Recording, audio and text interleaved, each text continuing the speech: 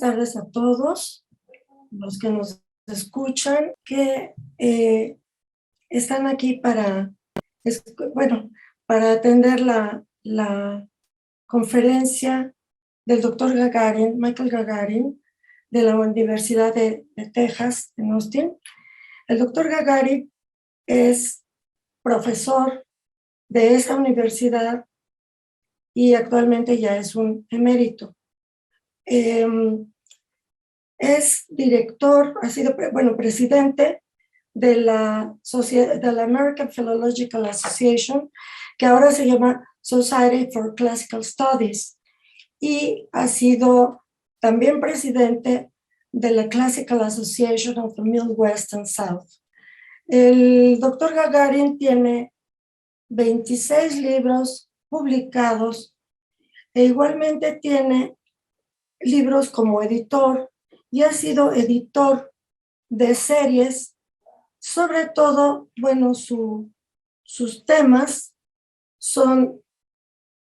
trabaja también retórica, literatura, filosofía e historia, pero su tema principal, como todos ustedes saben, pues es el derecho griego.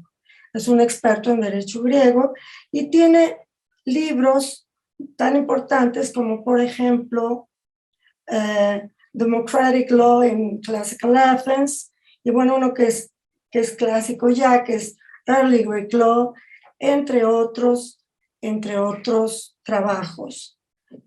También, pues quienes hemos seguido un poco su trayectoria, pues hemos visto cómo se ha enfrascado en polémicas sobre temas de derecho griego muy específicos, con otros autores en interesantes polémicas, como digo, en revistas especializadas.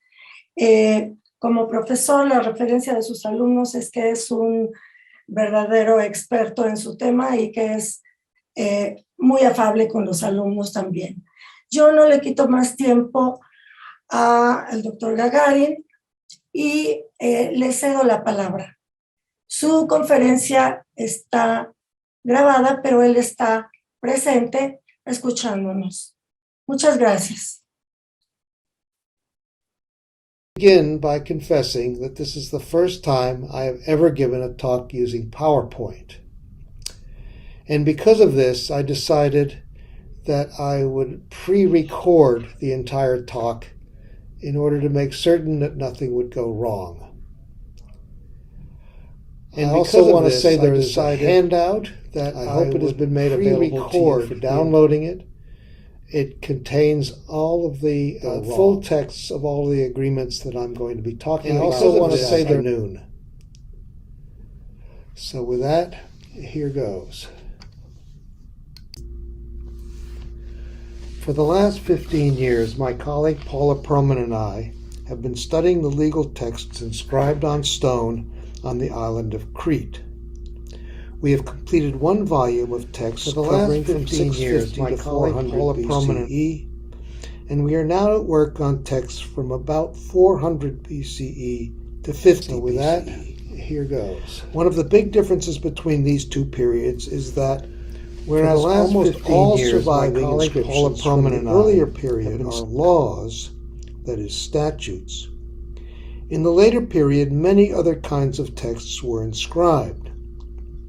Especially common are agreements or treaties between two or more cities. We are now at work on texts from about 400 parts of some 50 agreements between 50 Cretan polis survive from post-classical. One of the big differences between these two periods plus another 22 between the last almost all survive non-Cretan in an earlier period are laws, and then an additional 5 between a Cretan polis and another polis whose name does not survive.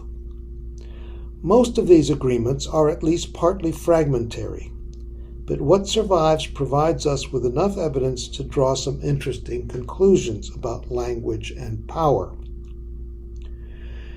Now, as background, I will refer to the period in question, that is 400 to 50 BCE, as post-classical Crete, not Hellenistic Crete. The reason being, unlike any other part of the Greek world, Crete never had a Hellenistic period. Neither Alexander nor any of his successors ever tried to conquer Crete. We can mark the end of this period in Crete by the Roman conquest of the island in 67 BCE. But for the beginning of the period, the most important date in Crete is around 400 BCE, when Cretan polis stopped using their individual epicoric alphabets and dialects and switched instead to the common Ionic alphabet and a common form of Doric. This development signaled two important changes: a growing sense of unity among the 50 or so polis on the island, and a sense of belonging to the larger Greek world. And as we shall see, agreements also played an important role in fostering both these feelings. And they also helped Cretan cities affirm their independence, both from one another and from all the other polis and powers in the Greek world. Unlike the polis on the island of Rhodes, which had joined together into a political unit, Cretan polis remained politically independent, even during those brief periods when they formed a loose federation, which they called the koinon. Now, to illustrate and support these general observations, I will examine the language of several different agreements. I begin with agreements between a Cretan polis and a non-Cretan polis or power. These not only confirmed the independence of the Cretan polis, but also asserted that the Cretan polis were equal partners with the other polis and powers of the Greek world, even when the actual military strength of any individual Cretan polis was far less than that of these other polis and powers. So I will give 4 examples of this. First, this is handout 1.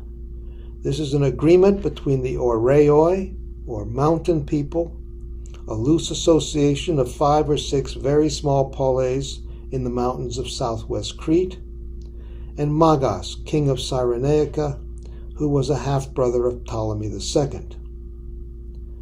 The power of the Oreoi at this time was insignificant compared to that of the large African province of Cyrene. All that survives of this agreement is an oath, which I have omitted, and a short section towards the end, which I put up on the slide.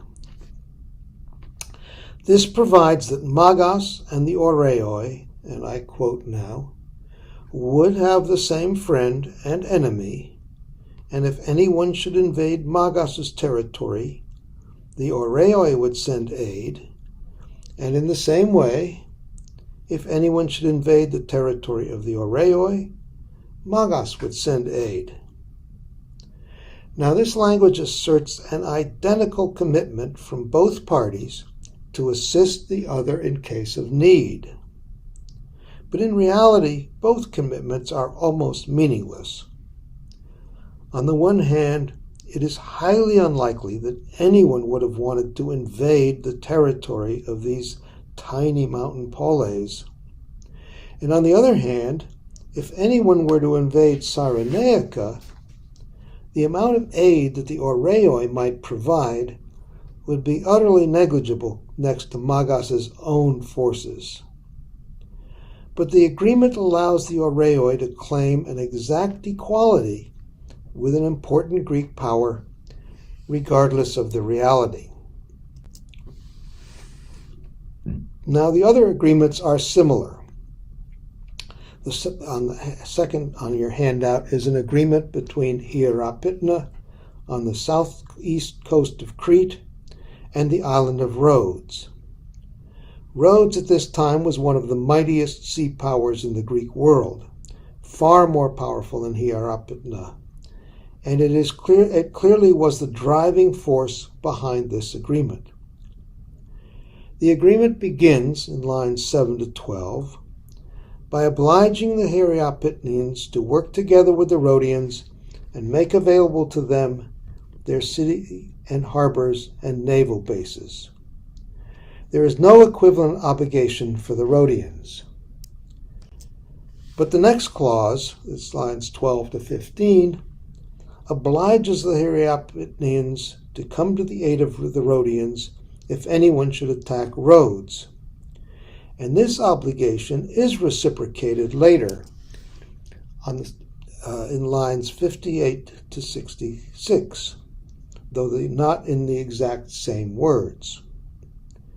There are also other obligations imposed on the Hieropytnians, such as to help Rhodes recruit mercenaries and combat piracy, and some, though not all of these, of the same obligations are imposed on the Rhodians. So although one senses that Rhodes benefited more from this agreement, nonetheless the language suggests a general overall equality between the two. Now a third text, although one senses that Rhodes benefited more from Litos, nonetheless a little bit of this is missing from the beginning. It is apparently a letter sent to the Seleucid king Antiochus II, renewing the agreement of friendship and alliance previously made with Antiochus's father. The little that survives of this text indicates a reciprocal agreement of friendship and alliance between the king and the polis of Litos, even though the king was a much more powerful force in the Greek world than Litos was. Finally, a fourth text presents an agreement between Alaria, a Cretan polis so small that we're not certain exactly where it was located on the north shore of the island, and the medium-sized island of Paros, located due north of Crete. The agreement between these two polis, who may have been regular trading partners, provides an exactly equal reciprocal set of obligations, including isopoliteia, or equal political rights, in the other polis. Now, of these four agreements between a Cretan and a non-Cretan polis or power, three essentially establish exact equality between the two parties, and only the second, between Hieropytna and Rhodes, establishes an overall rough equality, but with variations in detail. All four agreements, however, show that the Cretan polis are independent and equal polis operating autonomously in a world in which many non-Cretan polis were regularly controlled by foreign powers. Thus, the agreement confirms both the independence of Crete and its polis and the roughly equal status of these polis with the other polis and powers of the Greek world. Now, the most common type of agreement are those between two Cretan polis. Most such agreements also make a clear effort to present the relationship between the two as exactly equal, or nearly so. Two different means are employed to express this equality. Either the details regarding different aspects of the agreement are repeated verbatim, or nearly so, for each polis, or the details are only stated once, but they are clearly meant to apply to both polis equally. Now, consider first the agreement between Lato and Olus. This is handout number 5. Two cities in the eastern part of the island. Much of this text is restored, but we have other texts concerning the same alliance, so that most of the restorations are fairly certain. The text begins, and I quote, "The following matters were agreed by the Latians and the Olantians." Then comes a clause dating the agreement by the common method of naming the eponymous cosmoi in each polis. Then, in lines 3 to 4, the first clause of the agreement states simply, "to remain a friend and ally to each other, sincerely and honestly, for all time, and to have the same friend and enemy." This pledge of friendship and alliance is common in Cretan agreements and is usually made, as here, by both polis. Lato and Olus thus make this pledge on equal terms, and the text concisely affirms the equal obligations of both polis. Now the next set of provisions in lines 4 to 10, however, spell out the details of each polis's commitment separately, even though these are almost exactly the same. And if someone invades the land of the Latians or annexes any of the land of the Latians or seizes forts or islands or harbors of the Latians, the Ollontians will come to the assistance of the Latians without excuse and with all their might, to the extent possible, fighting from their land. In the same way, also, if someone evades the land of the Ollontians or annexes land of the Ollontians, or seizes forts or islands of the Ollontians or harbors, the Latians will come to the assistance of the Ollontians without excuse and with all their might, to the extent possible, fighting from their land. This is the same full repetition of details we saw in the first agreement we looked at between the Oreoi and Magas. And the same fullness continues in the Lato-Olus agreement in lines 10 to 14, where certain rights are spelled out for the Latians in Olus, and then the same rights are spelled out for the Ollontians in Lato. I won't read this section out, but as you can see, the repetition again is almost verbatim, and each polis has exactly the same rights. The lengthy repetitions of details in these sections is especially remarkable when one considers the time it would have taken to cut all these letters into the stone a second time. This was not a cut and paste operation. Clearly, it was very important to the cities involved to do the additional work in order to make absolutely clear the equality of the obligations on both sides. Now, after this come two sections in which the details are stated just once, but apply to both polis. 15 to 17, export is allowed for a Latian from Olus and for an Ollontian from Lato, by land tax-free and by sea, paying the fees set out by the existing laws in each polis, after swearing that the export is for their own private use. Then the next clause, 17 to 20, reads, if campaigning as a common force, we should take heloimen, something good from the enemy. Each polis can have its share according to the number of men who went on the campaign. And if each polis campaigns from its own land, neither is allowed to conclude a peace treaty or to make peace unless the polis plan this jointly. Here the names of the two cities are not even mentioned. Instead, the author uses a first-person plural verb, heloimen, and pronouns indicating commonality, hekateros, each, and medateros, neither. He could have avoided the repetition of details in the two central sections by referring to one polis and the other polis. For example, if we go back to lines 15 to 17, he could have written, export is allowed for those of one polis from the other polis by land, by tax-free, and by sea, etc. But for some reason he did not want to write it this way, perhaps because he thought it would not be clear to the reader. Now these authorial preferences control the next section, that is 20 to 25, which begins, in each polis the kosmoi, during their term in office, shall administer an oath every year to the agala, whose members are then finishing.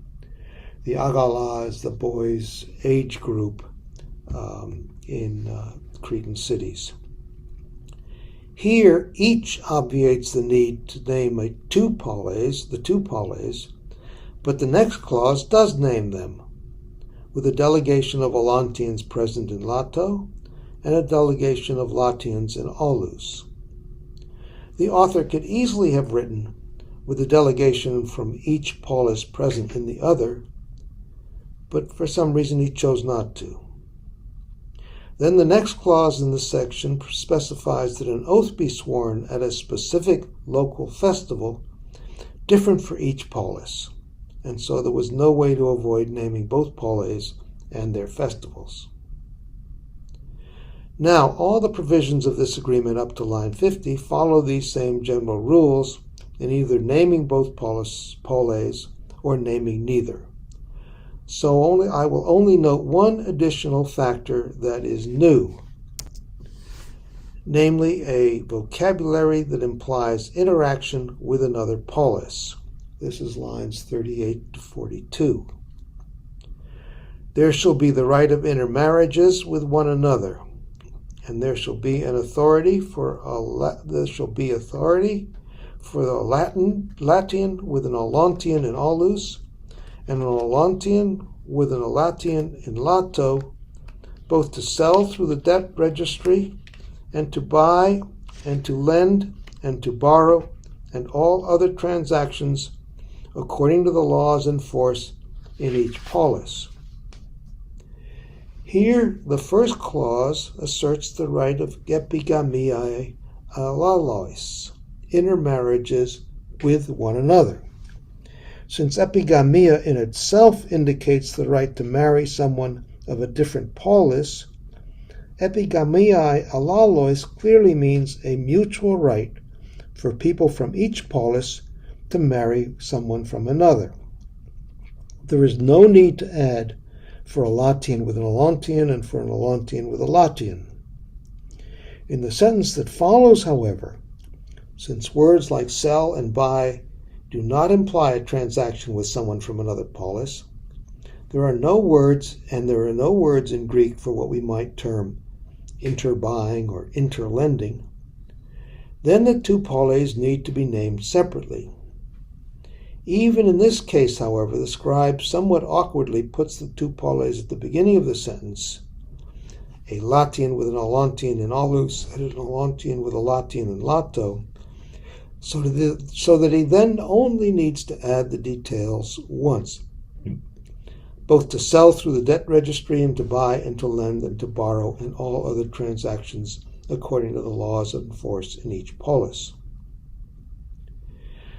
Now the rest of the text just contains a description of the borders between the two polis, the oath to be sworn, and the dates for swearing, followed at the end by a brief summary of the entire agreement, which I won't read. Now, the analysis I've given for the reasons for combining details and mentioning both cities or neither city works for many clauses in the other agreements between Cretan cities, though some authors manage to find other ways of presenting some details. But no matter how the rights and obligations of the two cities are expressed, they are always equal and reciprocal, just as in the Lato-Aulus agreement. Even when the details are written out separately, they are almost entirely the same for both polis, with only minor variations. In this way, Cretan agreements almost always stress the closeness of the two cities involved, as well as their equality. Now, to confirm that this is truly the case, let me briefly consider two more Cretan agreements, beginning with that between Hierapetna and Lato.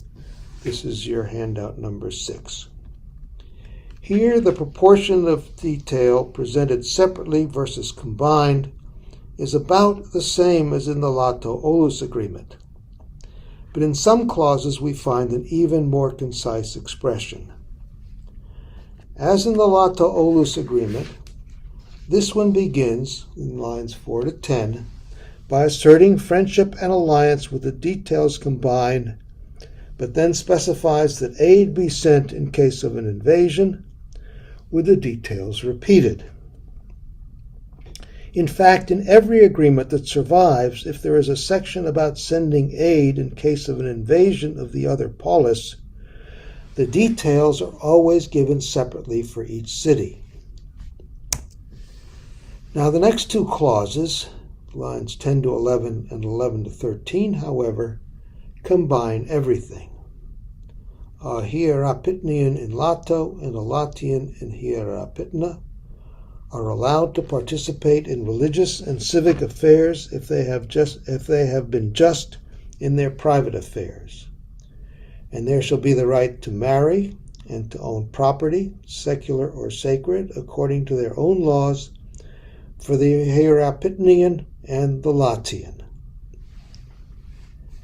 And continuing on from there, after some fragmentary lines, comes the standard clause about export, 20 to 23, in which all the details about export are combined, as are the details in the following sections. I won't read any of the other clauses of this text, many of which are similar to those of the Lato-Olus agreement, but if you go through it, you can see that the details are combined except when there is a difference in detail between the two poles, just as we saw in the Lato-Olus agreement.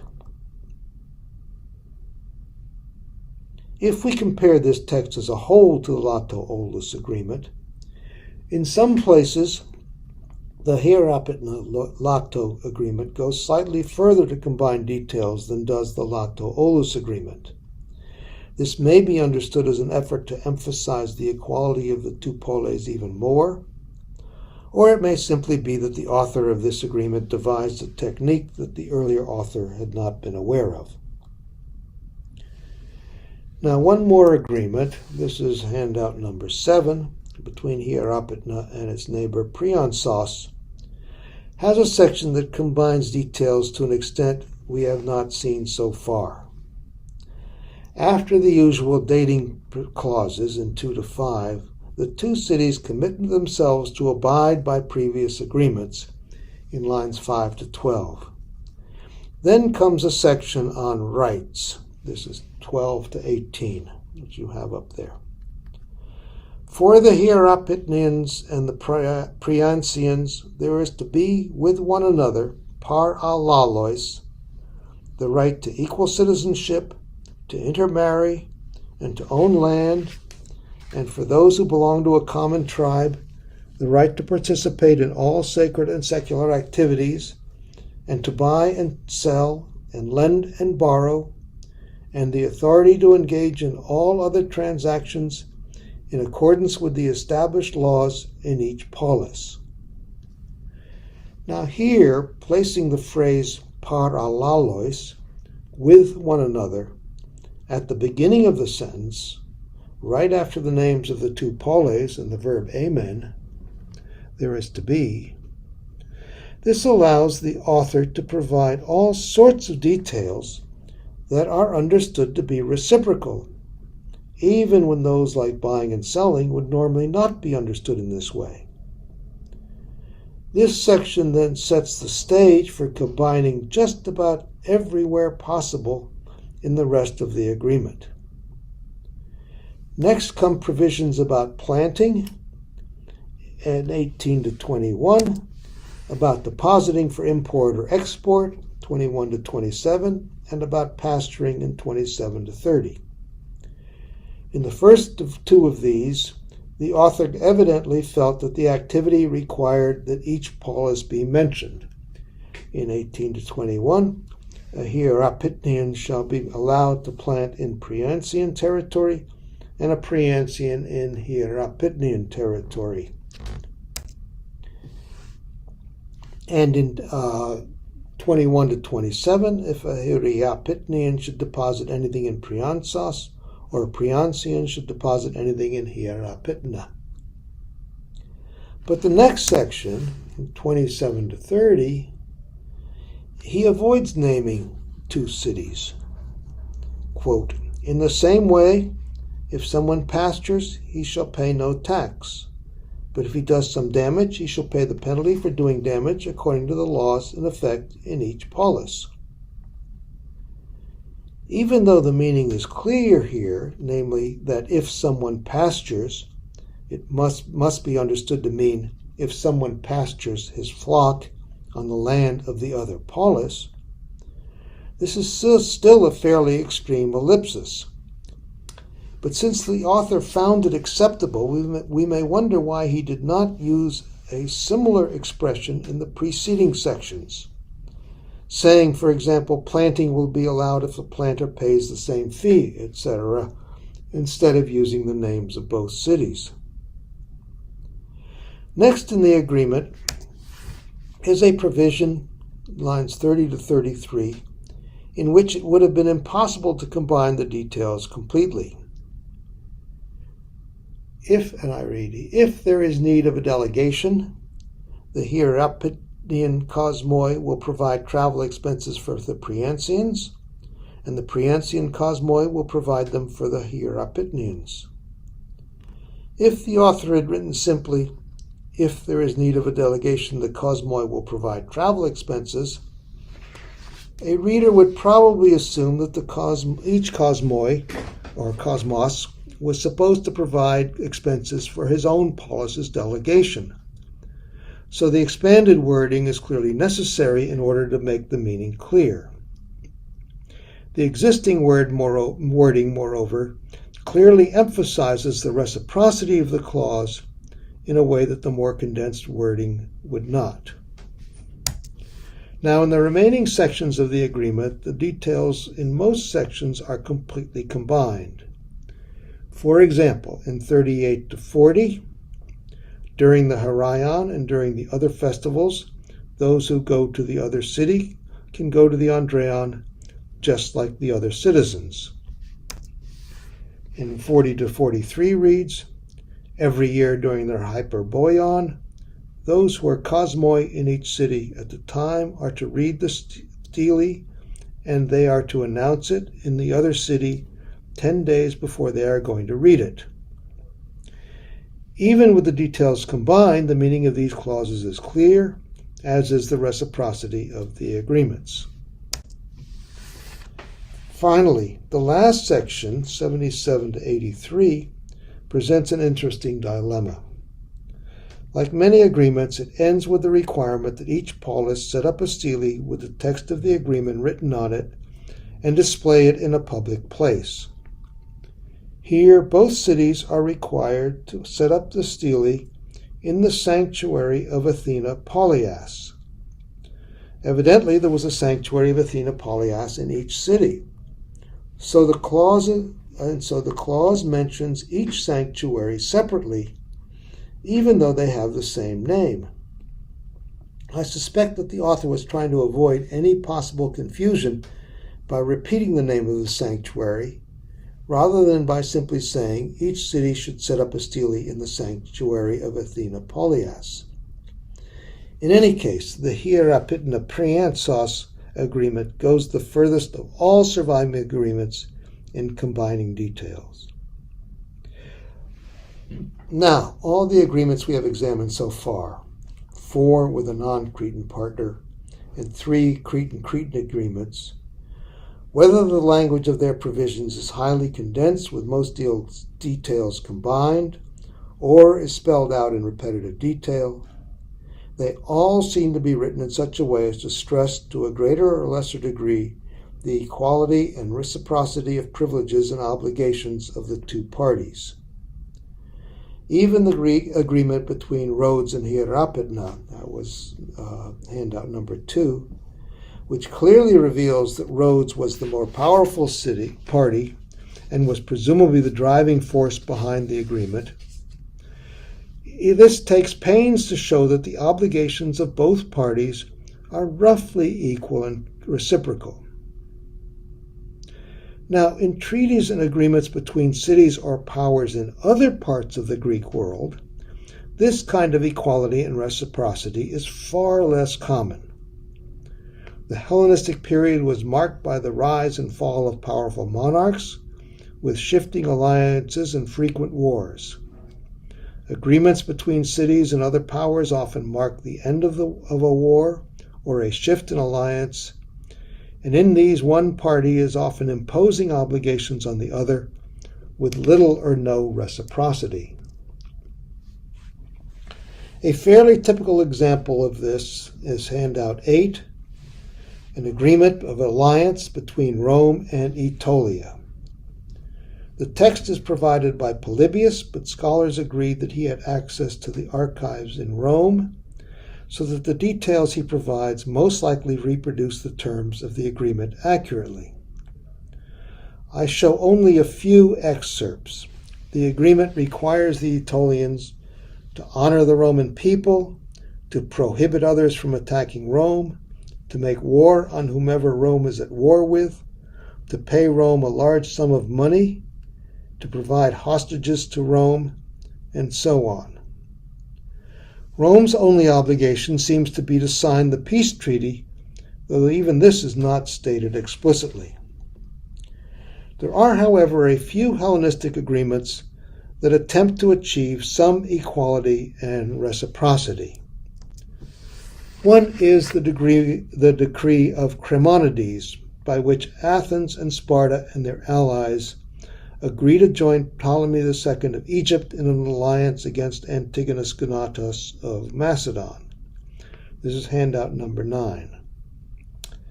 Now, the first 69 lines of this decree are preamble, giving the context and reasons for the agreement.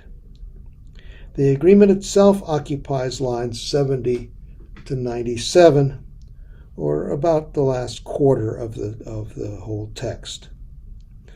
Now, if you look at the Greek text from the beginning of the agreement, lines 70 to 81, you can see that about 3/4 of it is in brackets, indicating restorations.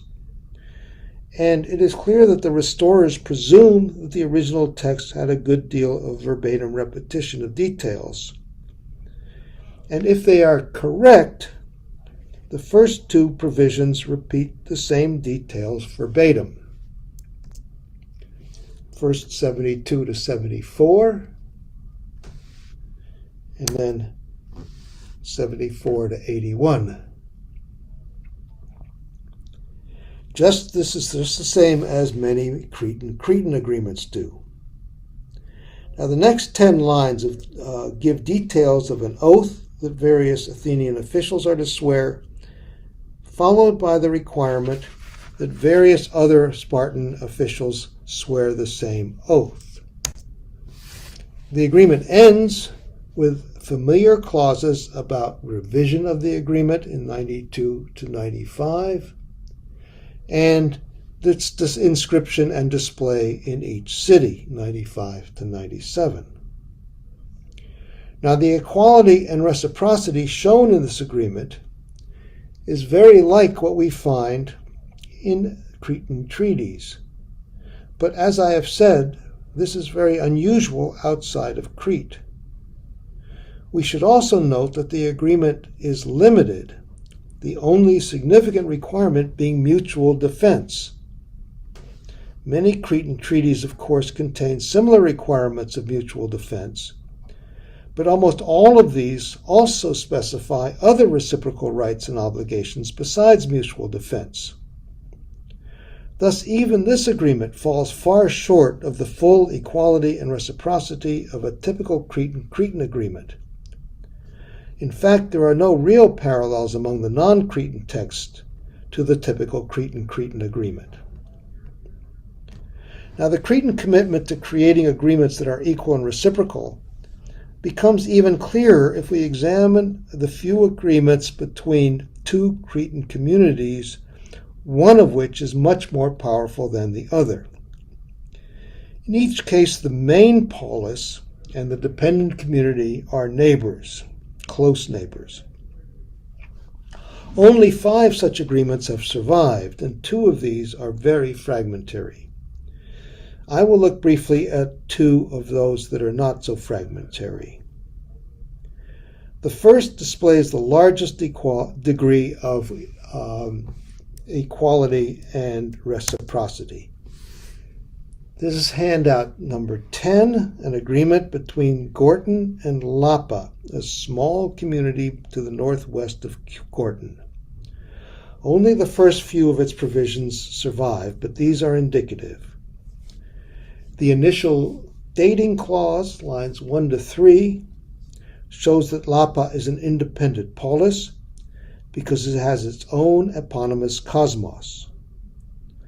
The agreement then begins, lines 3 to 5, with an indication of full reciprocity.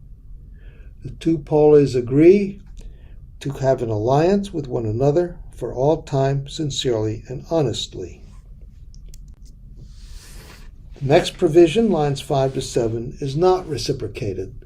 The Lapian will follow the Gortinian both in war and in peace, wherever the Gortinians should ask them, and they will have the same friend and enemy as the Gortinians. But the next two provisions, 7 to 10 and 10 to 15, are fully reciprocal. First, Lapa agrees to come to the aid of Gortin if it is attacked. This is 7 to 10. And then, in the same way, Gortin agrees to aid Lapa if it is attacked. There are some differences between these last two, making Gortin's pledge to aid Lapa somewhat more restricted than Lapa's pledge. But taking the text as a whole, there is a substantial degree of reciprocity and equality in it, despite Gortin's much larger size and greater power. Now, the other example of an agreement with a dependent community is less concerned with exact reciprocity than with securing commitments from both parties that are different in nature, but overall are roughly equal in importance to the other party. Now, this is an agreement between Gortin and Kaudas, handout number 11. Kaudas is a small island to the west, just to the west of Gortin. After a dating clause, the opening provision, lines 4 to 8, details Gortin's concessions to the Caudians. The verb in line 4, epikoreo, is to concede, not the usual verb to agree. This indicates Gortin's dominance over the Caudians. Gortin concedes freedom and autonomy to those living in Kaudas and specifies that they can use their own laws.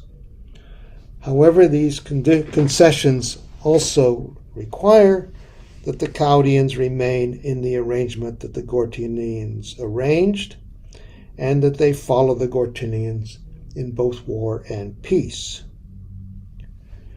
Now, the rest of what remains of this text obliges Kaudas to contribute a specific amount of produce to Gortin annually. This is the next provision, lines 8 to 11. The people living in Kaudas are to bring 1/10 of everything that is produced in the land, just as the Gortinians do, except for mortal things and the revenue from harbors and vegetables. Let them keep these for themselves. Mortal things here refers almost entirely to animals. This indicates that the Gortinians themselves also contributed 1/10 of their produce to the city, presumably to support the common meals in the Andreon. On the whole, then, this agreement seems good for both parties. Kaudas gets the protection of Gortin while keeping its basic autonomy and participating in the public financing of meals on roughly the same terms as the Gortinians themselves. Certainly, this agreement is more balanced than, say, the peace treaty between Rome and Aetolia, in which Rome concedes nothing in exchange for the many obligations it imposes on the Aetolians. Now, to conclude, I have tried to show that some of the ways in which the language of the agreements made by Cretan polis in the Hellenistic age promoted the desire of these polis to affirm their place in the larger Greek world as fully independent and on equal terms with the other Hellenistic cities and powers. The agreements between a Cretan polis and a non-Cretan polis or king all contain language that emphasizes the equality of the two polis even when it is clear that the Cretan polis is considerably less powerful than its non-Cretan counterpart. The agreements between two Cretan polis also emphasize their independence and their equality among the other cities on Crete. But these agreements also strengthen the ties among all Cretan cities. Part of the purpose of these Cretan agreements is military, protection in case of an outside attack. But it was also important, and perhaps more important, to involve the citizens of each polis in the diverse affairs of the other, again on a precisely equal basis. Thus, while maintaining their independent status in the Hellenistic age, the cities of Crete established a comprehensive network of interconnecting privileges and obligations. I only looked at 3 of the Cretan agreements. I could have presented many more that served the same purpose. And even when one of the 2 Cretan cities is clearly dependent on the other, agreements between them record concessions and obligations for both parties. In all this, Crete differs from the rest of the Greek world and from Rome, where few agreements provide even the appearance of equality and reciprocity between the 2 parties, and none provides the range and diversity of reciprocal commitments that we find in the Cretan texts. Thank you. Hemos escuchado la conferencia del doctor Gagarin. Muchas gracias. No sé si todavía tenemos unos minutos. Arturo, no sé si se pudieran hacer algunas preguntas o si hay algunos comentarios que me puedas proporcionar. Si hay alguna manera de que alguien intervenga y el doctor Gagarin conteste, no sé, Arturo, porque todavía tenemos algunos minutos. Pues bueno, vamos a dar paso entonces a, si quieren, si tienen algún comentario, si tienen alguna pregunta. Por lo pronto yo, I would like to thank Professor Gagarin for this interesting conference, and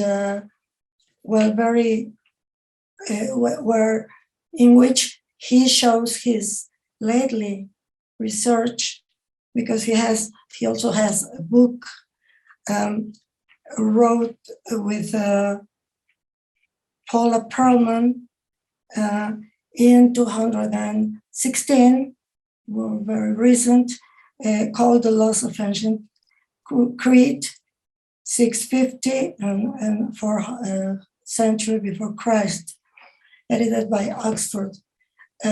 Well, thank you very much for your interesting conference, and I don't know if there's somebody who wants to make a question to Dr. Gagarin, if he is able to answer it. ¿Alguien que quiera intervenir o que quiera pues hacer un comentario, alguna pregunta, me lo pueden indicar? Alejandro Romero. Pues muchas felicidades y agradecimiento. Thank you very much. Congrats. ¿Alguien más que quiera hacer alguna pregunta, tenga alguna duda? Well, yo solamente quiero expresar que, bueno, estos tratados de paz entre los iguales y entre los desiguales, desgraciadamente se siguen dando en la actualidad. Pero aquí vemos la visión de los imperios y la visión de los pequeños que se consideran iguales. I don't know if you can tell us, Dr. Gagarin, something about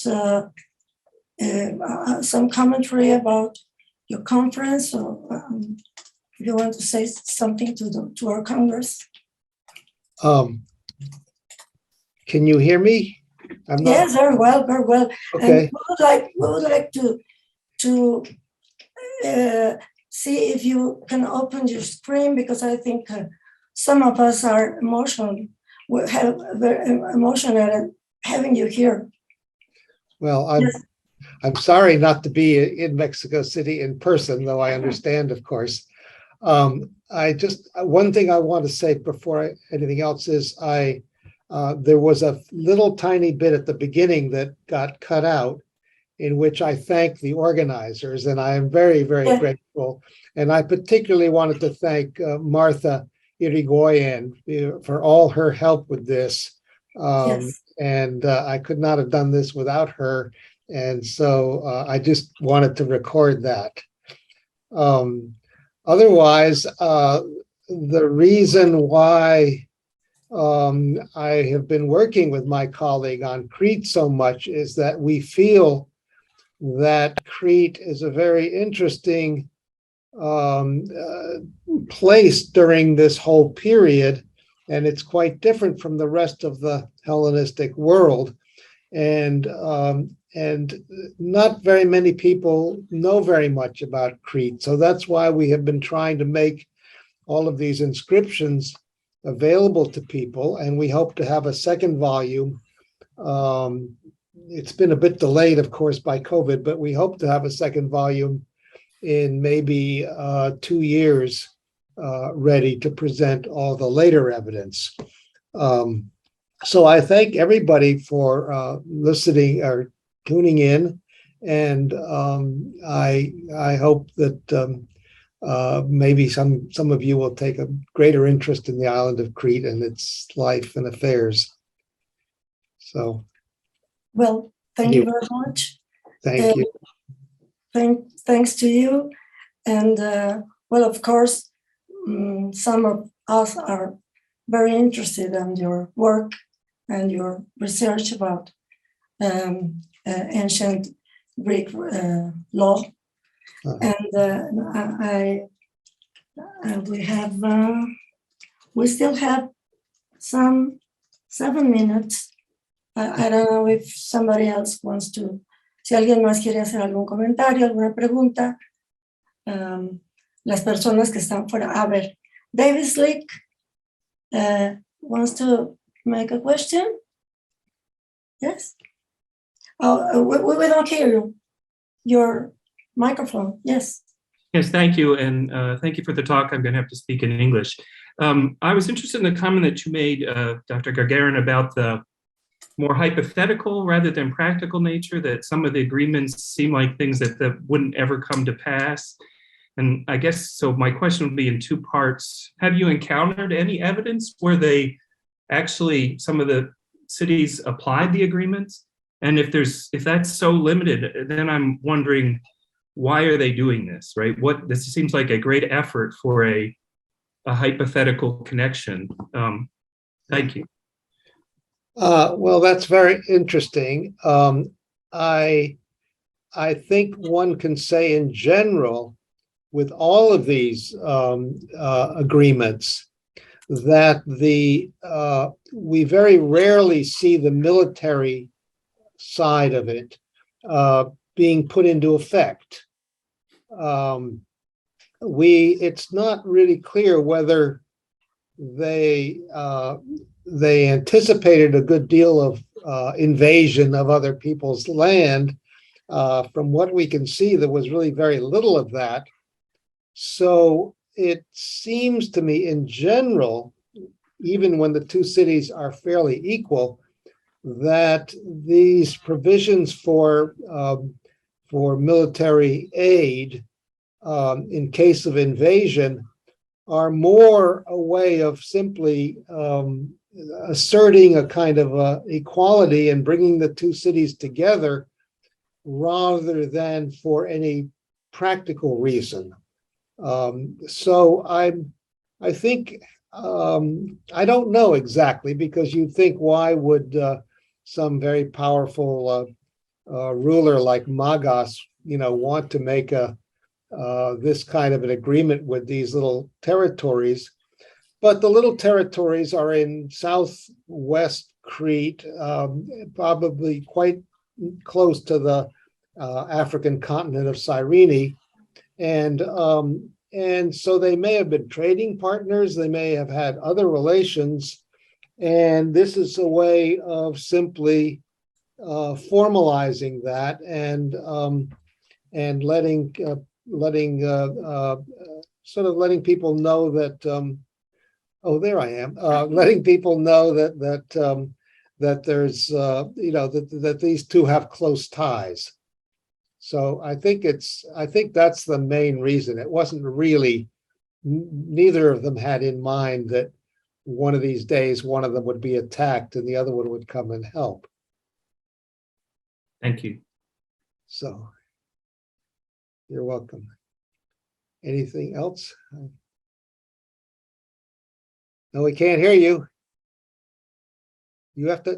I can't hear you. You have to unmute. Yes, I'm sorry. Well, it's a beautiful surprise to meet you, although it's virtually. Yeah. But, well, thank you very much for your conference, and for the next Classics conference in Mexico. We hope to have you here, and without sickness and all those things, pandemias and all those things. But it would be great that you could come to Mexico some of these days for the next International Congress of Classical Studies in Mexico. Thank you very much. Thank Muchas you. gracias. I would be happy to. So anyway. Thank you. Muchas gracias a todos los que participaron. Pues ahora sí ya tenemos 3 segundos justo para cerrar e irnos al siguiente evento. Muchas gracias por su atención y esperamos que sigan pues atendiendo a las interesantes participaciones de nuestros invitados. Gracias. Adiós. Bye.